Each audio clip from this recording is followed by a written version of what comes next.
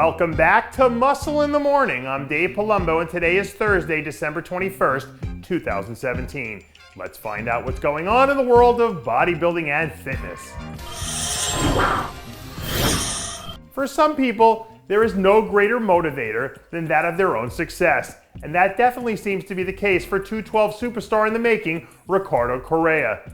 Now that his Super Sophomore campaign is officially in the rearview mirror, Correia and his team have the focus turned up full force on putting together another solid off-season program.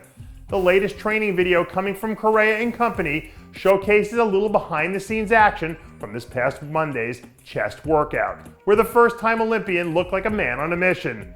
I don't know what his plans are for the next season, or if he even knows what they are yet, but this guy looks like he's poised to do all sorts of damage. And I know I speak for all the 212 fans out there when I say that I can't wait to see what Ricardo Correia brings to the table in 2018. They say once you leave that you can never go home, but I've never taken Sergio Oliva Jr. for a guy who cared too much about what other people said he couldn't do. Last weekend, Oliva created a buzz when he announced that he was planning to make a return trip home to the Windy City to compete in next year's Chicago Pro. Up until recently, Oliva and camp have been pretty tight-lipped about their plans for the off-season and the 212 contest schedule. But as more details have emerged, you can start to feel that the excitement around this kid is starting to build once again. I don't know exactly how to describe it, but Oliva has that weird, palpable excitement that surrounds everything he does. So I can only imagine what it's going to feel like once his prep starts to gain momentum. Even at this stage of his career, Sergio already feels like he's one of the biggest personalities in the sport. And Volume 2 of the Myth Legacy only feels like it's going to get more interesting from here on out. I'm a little old school in the sense that I believe in the importance of making a good first impression. But it's hard to make a better first impression than winning the Phoenix Pro in spectacular fashion, the way Dwayne Qumina did earlier in the season. Earlier this week, the rookie monster in training released his latest off-season update, showing off a solid 230 pounds of high-quality muscle. On paper, Qumina has the size, shape, and those crazy round 3D muscle bellies that we've seen be successful time and again in the 212 division over the years.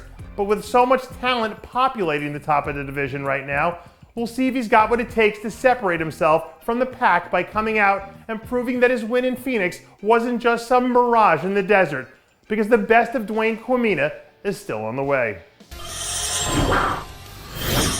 Success in bodybuilding never happens by accident. 100% of the time, it's a product of years upon years of hard work and consistency. And I haven't met too many athletes in recent years who embody that little nugget of truth more than my old buddy, Roman Fritz.